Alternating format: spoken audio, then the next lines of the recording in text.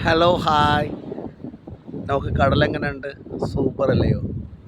Super അല്ലേ നമ്മുടെ നാട്ടിലത്തെ കടൽ, ഞങ്ങളുടെ നാട്ടിലത്തെ കടൽ, ലക്ഷദ്വീപത്തെ കടൽ.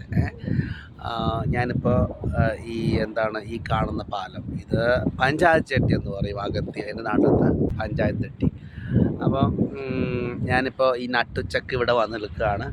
നട്ടുച്ചക്ക് ഭയങ്കര ക്ലാരിറ്റിയാണ് കടലിന്, നല്ല ഭംഗിയുണ്ടാവും കടലിന്.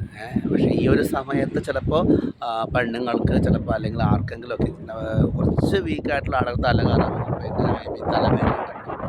അപ്പോൾ അതുകൊണ്ട് ഈ ഒരു ഉച്ച സമയത്ത് കുട്ടിക്കാരും വരേണ്ട, ഈ ബീച്ചിലേക്ക് വരേണ്ട. ബീച്ചിലൊക്കെ പകരം പറ്റുമെങ്കിൽ നിങ്ങൾ വരികയാണെങ്കിൽ ഈവനിങ് വരിക. പക്ഷെ നല്ല ഭംഗിയാണ്, നല്ല ഹർക്കത്തുള്ളവർ, ഹർക്കത്ത് എന്ന് വെച്ചാൽ ഞങ്ങൾ ഹെൽത്തി ആയിട്ടുള്ളവർ വന്നാൽ മതി ഈ സമയത്ത്. ഇപ്പോൾ ഈ ഒരു സമയത്ത് ഫോട്ടോ എടുക്കാൻ, നല്ല നല്ല വീഡിയോ എടുക്കാനൊക്കെ ബെസ്റ്റാണ്. പക്ഷെ ഭയങ്കര വെയിലായിരിക്കും, അത് മനസ്സിലാക്കണം. അപ്പോൾ അഗത്തിയിൽ വരികയാണെങ്കിൽ, ലക്ഷദ്വീപിലെ അഗത്തി ദ്വീപിൽ വരികയാണെങ്കിൽ ഞാൻ ഈ പറഞ്ഞ കാര്യം മനസ്സിലാക്കി വെക്കണം. പറ്റുമെങ്കിൽ സൺഗ്ലാസ് വെച്ചോട്ടോ. ഞാൻ അങ്ങനെ വെക്കാറില്ല, ഇപ്പോൾ ലുക്കിന് വേണ്ടി. ഇന്ന് വെള്ളിയാഴ്ച പള്ളിക്ക് പോയപ്പോൾ സൺഗ്ലാസ് വെച്ചിട്ടാണ് പോയതട്ടോ. ഒരു രസം എനിക്ക് ഈ ഡ്രസ്സും ഈ കറുത്ത സൺഗ്ലാസും ലുക്കുള്ളതായിട്ട് തോന്നി അങ്ങനെ.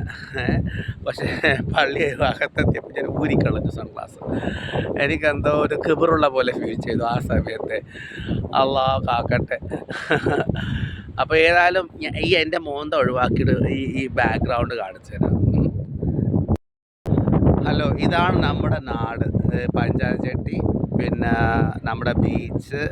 പിന്നെ ആ എൻഡ് ഉണ്ടല്ലോ, ആ എൻഡും അതിൻ്റെ അപ്പുറത്തൊക്കെയാണ് ഞാൻ എൻ്റെ കുട്ടിക്കാലത്ത് കളിച്ച് വളർന്നതൊക്കെ അവിടെയാണ്. ചാളകാട്, പിന്നെ പുതിയെല്ലാം, ഇങ്ങനെ കണ്ട കുറേ ഇല്ലങ്ങൾ, വീടുകൾ, തറവാടുകളൊക്കെ.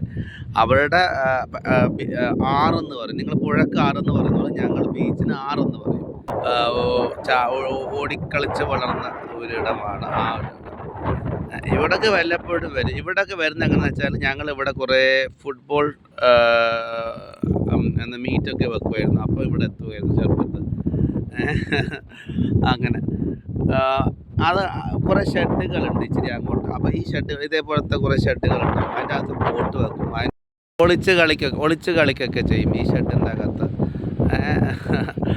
അങ്ങനെയൊക്കെയാണ്.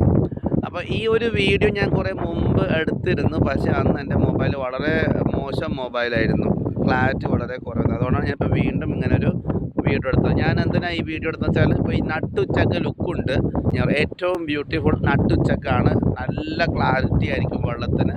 അങ്ങനെ പിന്നെ അടുത്ത ഭംഗി എന്ന് വെച്ചാൽ ഈവനിങ് മോർണിംഗ് സൺസെറ്റും സൺറൈസും നല്ല ബ്യൂട്ടിഫുള്ളാണ്. എത്രത്തോളം സൺലൈറ്റ് ഹൈ ആയിട്ട് വരുന്നു അത്രത്തോളം ഭംഗി കൂടും. പിന്നെ ഡിമ്മാകുമ്പോൾ ആ ഒരു ഇവിടെയൊക്കെ റെഡായിട്ട്, ഫുള്ളി റെഡ് കളറായിട്ട് വരും എല്ലായിടവും. നല്ല സൺസെറ്റാകും.